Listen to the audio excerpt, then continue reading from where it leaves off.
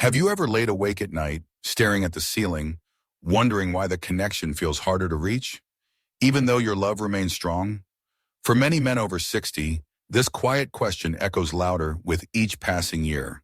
You still care deeply, you still want to feel close, and you try with the same energy and effort you always gave. But now, even with the help of medication, your body does not seem to respond the way it used to. What once felt effortless now feels uncertain. You take the pill, wait patiently, but the response is missing. It is not that the desire is gone. It is that your body feels disconnected from your will. This is more common than you think. In fact, studies show that over 65% of men above 60 report that erectile medications no longer work as they once did. And yet, most of these men simply assume it is just part of getting old. But here is the truth.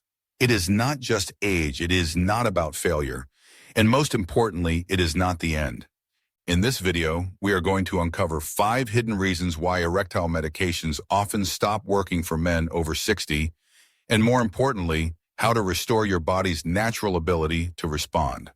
You will discover practical, drug-free solutions that thousands of men around the world have already used to regain control, rebuild confidence, and reconnect with their partners.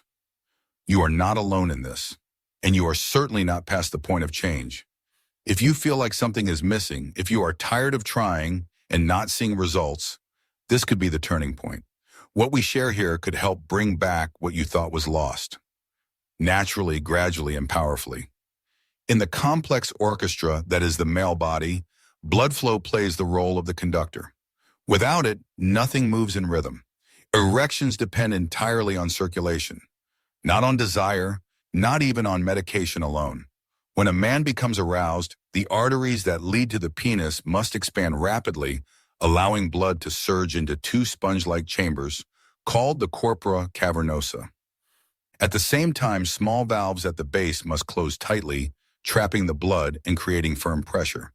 If any part of this process fails, if the arteries are stiff, if the pressure is weak, if the blood cannot move fast enough, the result is often frustration, disappointment, and confusion. After age 60, this delicate system becomes more vulnerable. One of the most common and underdiagnosed problems is atherosclerosis, a slow, silent narrowing of the blood vessels. It can take years to notice, but inside the body, the impact is real. Studies from Harvard Medical School report that nearly 75% of men over 60 experience reduced blood flow due to some level of vascular damage. This is not a sexual issue, it is a cardiovascular one, and it affects far more than just the bedroom. Take James, for example, a 72-year-old retired school principal. He had always enjoyed a healthy relationship with his wife. When he first began taking erectile medication in his early 60s, it worked as expected. But by 70, the response weakened. He increased the dosage, then tried a different brand. Still nothing. "It must be my age," he said, resigned. But when we checked his vascular health, the truth came out. His arteries were hardened, narrowed by years of untreated high blood pressure and borderline diabetes. The medication had no pathway left to travel. The problem was not in the pill, it was in the pipes. The encouraging news is that blood vessels, while fragile, can also heal. With consistent effort, circulation can improve, sometimes dramatically. Here is what works. First, focus on what you eat. Lycopene, found in tomatoes, and citrulline, found in watermelon, are natural vasodilators. They help relax blood vessels and improve flow. Omega-3 fatty acids from fish like salmon, mackerel, or even flaxseed oil can reduce inflammation in artery walls. Magnesium-rich foods such as spinach, avocados, and almonds support healthy pressure. Second, move your body. A brisk 30-minute walk 5 times a week is not just for your heart. It sends a clear message to your vascular system that it needs to stay flexible. Activities that engage the lower body, like walking stairs or cycling, are especially beneficial because they stimulate blood flow directly to the pelvic region. Third, monitor your body's signals. Morning erections, while often overlooked, are a key indicator of vascular health. If you no longer experience them at all, it may be a warning sign of restricted circulation. Another test you can try is the ankle brachial index, or ABI. By comparing blood pressure in the arm and ankle, doctors can detect blockages in arteries even before symptoms appear. Finally, cut down on what's hurting your vessels. Smoking, excess sugar, and unmanaged stress all tighten the arteries like a vice. Quitting smoking alone can begin to reverse vascular damage within weeks. Reducing processed food and getting regular sleep also support better circulation. So before you reach for a stronger prescription, ask yourself, is the medication not working, or is the pathway blocked? Repairing blood flow is not only the first step toward restoring intimacy, it is also a life-saving act of self-care. You are not fixing one thing, you are strengthening everything. There is a quiet but powerful engine inside every man, and its name is testosterone. While many think of it simply as a hormone tied to desire, its influence reaches far beyond the bedroom. Testosterone fuels muscle strength, stabilizes mood, sharpens focus, boosts energy, and yes, plays a vital role in sexual function. But after the age of 60, that engine often begins to slow. Not with a bang, but with a whisper. On average, men lose about 1 to 2% of their testosterone levels every year starting in their mid-40s. By their 60s and 70s, this gradual drop becomes more noticeable. Suddenly, energy dips, mood shifts, physical response weakens, and no matter how strong the desire, the body may not follow. You might find yourself thinking, I still feel the same inside, but something just does not connect. That disconnect often has a name: low testosterone. Richard, a 69-year-old retired engineer, knew this feeling all too well. He and his wife remained close, and his emotional connection was as strong as ever. But physically, things had changed. He had tried medication, even followed all the usual advice, but the results were underwhelming. When he finally had his testosterone levels tested, the number was startling: 180 nanograms per deciliter. Less than half of the healthy threshold. His body was not failing him. It simply lacked the fuel to respond. Most men are never told this. Erectile medications often rely on sufficient testosterone levels to work effectively. When testosterone is too low, these drugs may have little to no effect. It is like adding fuel to a car with no engine spark. No matter how powerful the pill, it needs the right hormonal environment to function. So how do you know if your testosterone is low? Start with a simple blood test, ideally done before 10 a.m., when levels are naturally at their highest.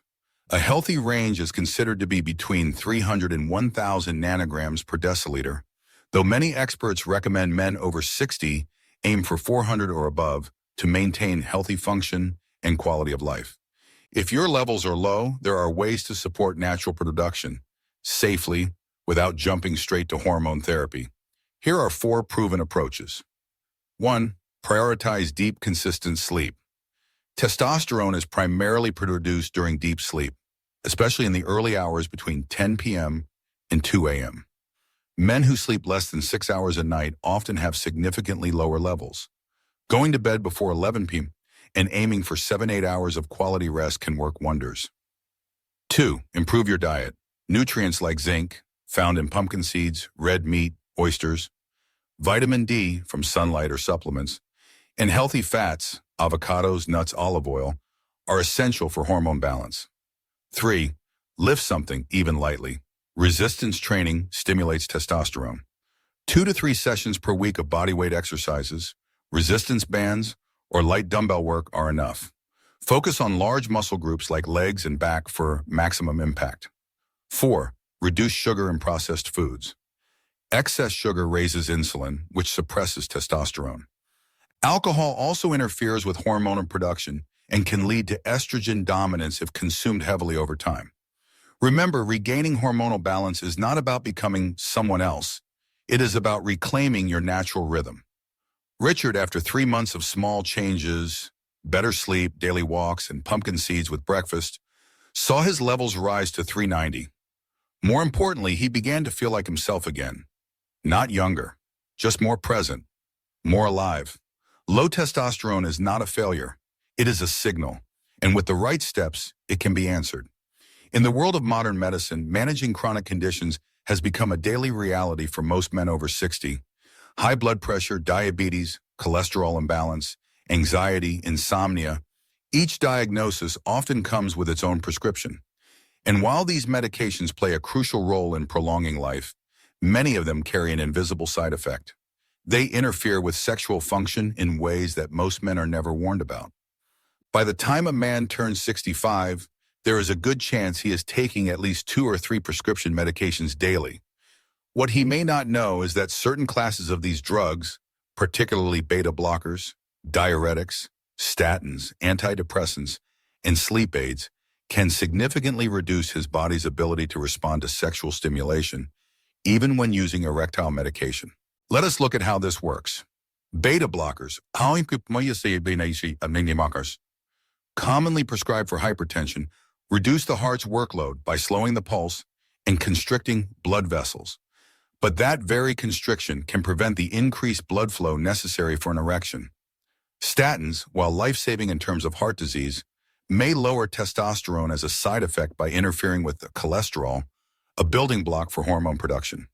Antidepressants can dampen nerve sensitivity, and sedatives or sleep medications, especially when used long-term, can blunt the entire arousal response, not only physically, but emotionally.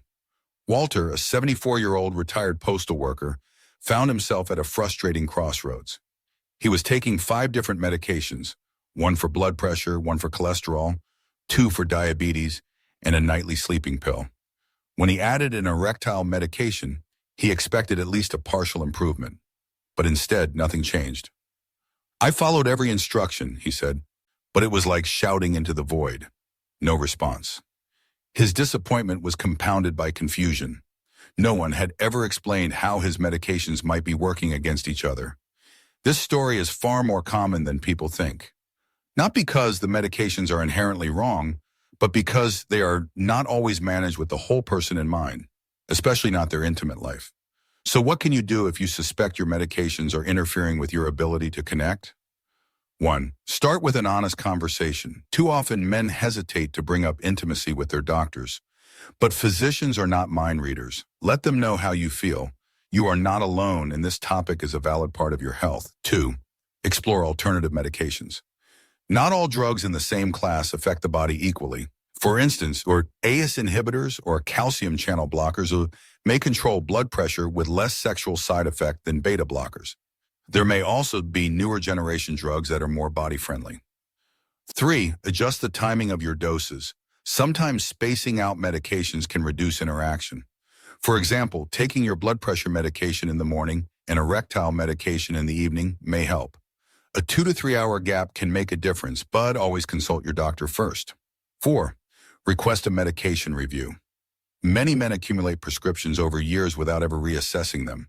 A yearly check-in with your doctor or pharmacist can reveal which medications are still necessary and which might be reduced or eliminated. 5. Avoid combining sedatives with intimacy. If you are taking sleep medication or anti-anxiety drugs in the evening, consider shifting them earlier or exploring non-drug alternatives for relaxation, such as guided breathing, magnesium baths, or herbal teas. It is important to remember that managing chronic illness and maintaining intimacy do not have to be in conflict. They can coexist, but it requires awareness, teamwork with your physician, and a willingness to ask questions. Medications keep your body alive, but connection, closeness, and touch, these things keep your spirit alive, and you deserve both. We often search for complicated answers to life's problems when the truth lies in the simplest places. Our daily habits, the way we move, breathe, eat, rest, and cope with stress all shape the foundation of health. Yet, when it comes to intimacy, these everyday choices are often ignored, and the cost can be higher than we realize. Let us begin with the most damaging habit of all, macting. With each puff of a cigarette, the blood vessels constrict, reducing oxygen flow throughout the body. For men, this effect is especially damaging in the pelvic region, where blood flow needs to surge rapidly for arousal to occur. Studies from Mayo Clinic show that smokers are 2.5 times more likely to experience erectile dysfunction than non-smokers. Even worse, the response to erectile medication drops by more than 40% in smokers. That means even with the help of medication, results are often muted. Take John, a 66-year-old former firefighter. He had smoked a pack a day for over 4 decades. When he finally retired and wanted to focus on his health and relationship, he found that nothing worked, not even the blue pill he had once trusted. It felt like lighting a match in the wind, he said. But within 6 weeks of quitting smoking, walking daily, and eating more vegetables, the changes were undeniable, both physically and emotionally. I started waking up with more energy. My confidence came back. My wife noticed before I did. Next, alcohol. A drink or two in social settings can seem harmless, even relaxing. But in older adults, alcohol metabolism slows dramatically. What was once a mild buzz becomes a deeper disruption. Alcohol lowers testosterone, blunts nervous system activity, and interferes with REM sleep, all crucial for sexual function. Chronic drinkers often experience emotional withdrawal, reduced libido, and a delayed or absent response during intimacy. If you drink regularly, ask yourself, is it helping you feel more connected or quietly pushing you further away? Cutting back to 2 servings per week and never drinking within 4 hours of bedtime or intimacy can significantly improve hormonal balance and response. Then comes the silent killer of modern life, inactivity. Long hours of sitting here, whether at a desk, behind a steering wheel, or in front of a television, reduce pelvic circulation and weaken the very muscles responsible for blood flow to the genitals. Movement is medicine. Brisk walking, climbing stairs, light body weight exercises, these do more than burn calories. They tell your vascular system, stay alive, stay awake, stay open. You do not need a gym membership. Just 30 minutes of brisk walking, 3 to 5 times a week, can restore circulation and raise natural testosterone levels. Squats, even without weights, activate large muscle groups and trigger hormonal response. A simple stretch during every TV commercial break, that alone adds up to real impact. And finally, we must talk about stress, the invisible barrier that shuts down the body's readiness for intimacy. When you are under constant pressure, your body produces cortisol, a hormone that constricts blood vessels, suppresses testosterone, and signals the nervous system to prioritize survival, not connection. Over time, chronic stress leads to sleep disruption, emotional fatigue, and even performance anxiety. But here's the truth. Stress is manageable. Even 10 minutes a day of deep, slow breathing can lower cortisol levels. Meditation, walking in nature, journaling, spending time with supportive friends, these small acts restore emotional safety, and that safety is the foundation of intimacy. Change does not require perfection. It requires intention. You can quit smoking at 66. You can start walking at 72. You can cut back alcohol at 75. It is never too late to shift a habit and reclaim a part of yourself you thought was gone. Behind every physical response in the body lies a mental trigger. The mind, more than any single organ, determines whether we feel safe, excited, connected, or shut down. This is especially true when it comes to intimacy. Even with healthy blood vessels, balanced hormones, and good lifestyle habits, many men over 60 still find themselves struggling.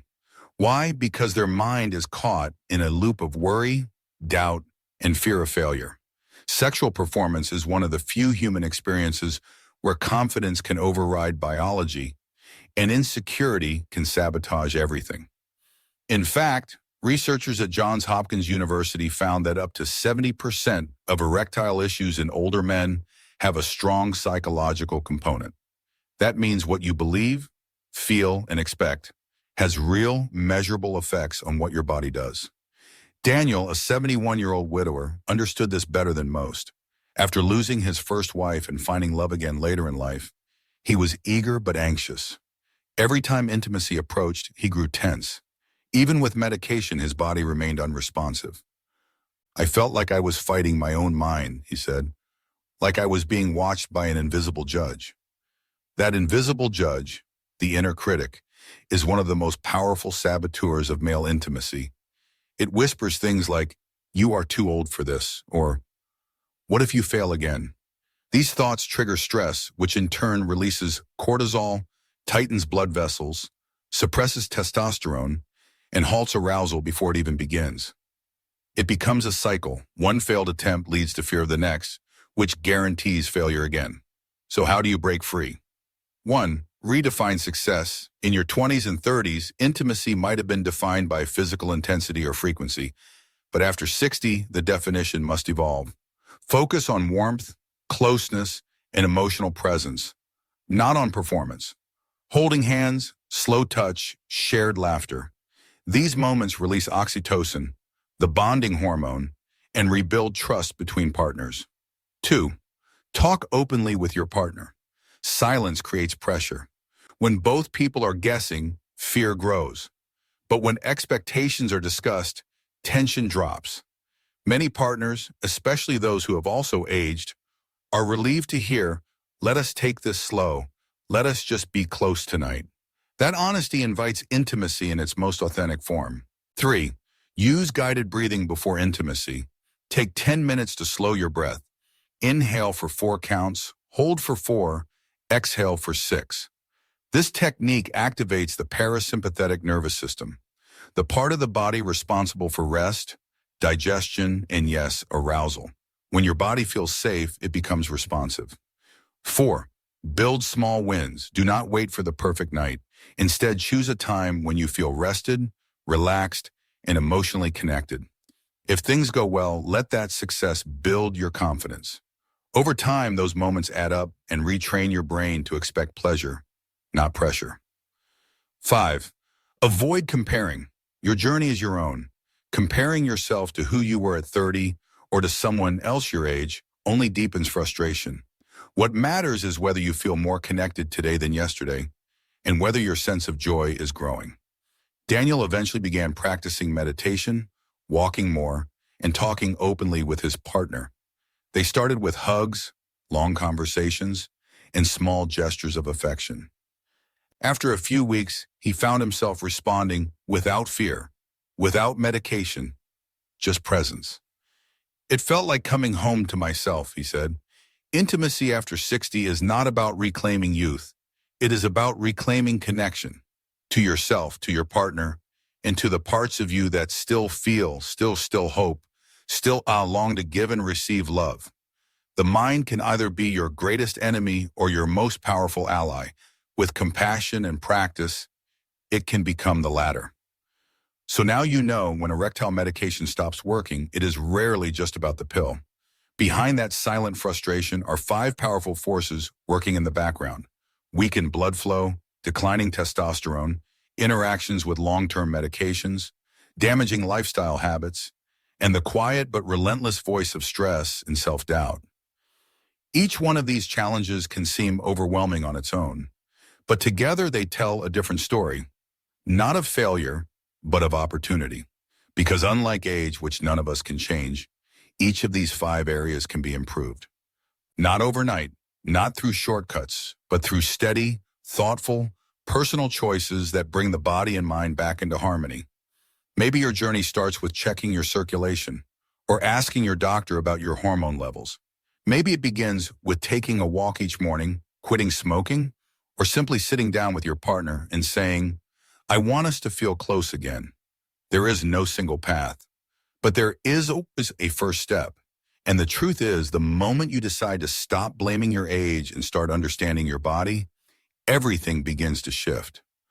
Thousands of men in their 60s, 70s, even 80s have discovered that it's not too late, that the spark can return, that connection, confidence, and even spontaneous intimacy are still possible. Not through magic, through awareness, commitment, and daily care. So do not give up. Do not settle. Begin wherever you are with whatever you have, because your life, your whole life, still deserves warmth, closeness, and joy. And if you found this helpful, make sure to subscribe, like, and turn on notifications. In the next video, we will explore the surprising link between prostate health and sexual vitality, and why protecting one can help restore the other. Until then, stay curious, stay hopeful, and stay connected to yourself and to those who matter most.